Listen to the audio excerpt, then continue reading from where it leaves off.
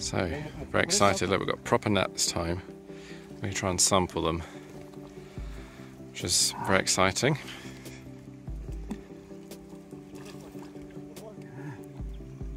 So we'll see how it goes. We're also going to collect 300 fish from there.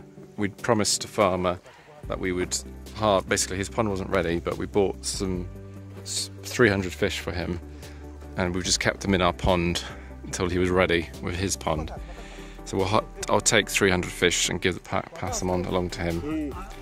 So he's got fish for his pond, which is good. So what we're going to do is catch these fish, put them in this bucket, got a backup bucket there, then we'll put them in here and weigh them and then divide by how many fish we catch, and then we'll get the average weight. We're also going to try and weigh them individually, but just we don't want to do too many of them like that because it's stressing.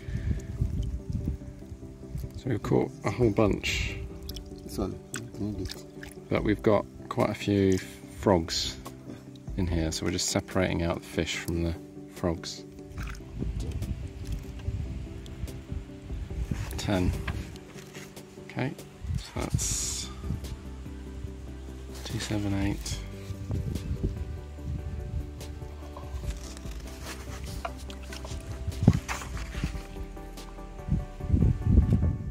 So we're just collecting 300 fish for our farmer friend for me to deliver to his ponds.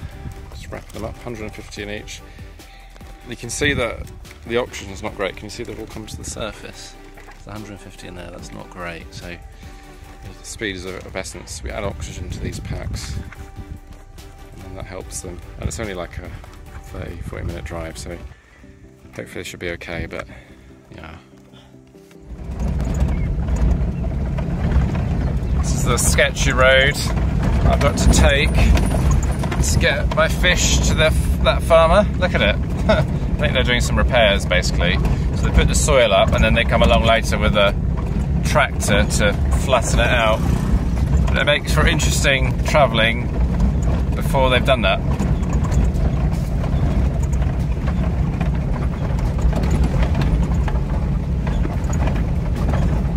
Just thought I'd reflect on the day as I drive back. Sun is setting, lots of dust on the road.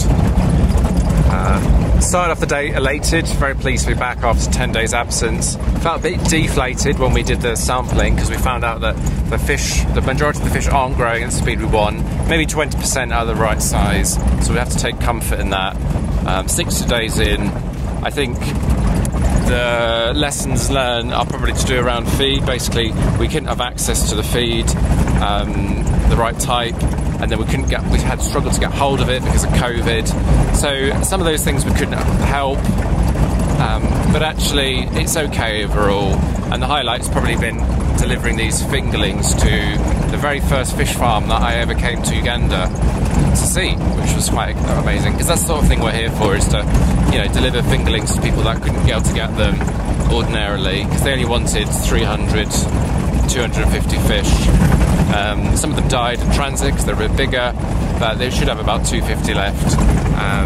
Yeah, that's exciting, and you know, a big part of why I came. Hopefully next time we'll be able to supply them with our own fingerlings. That would be exciting.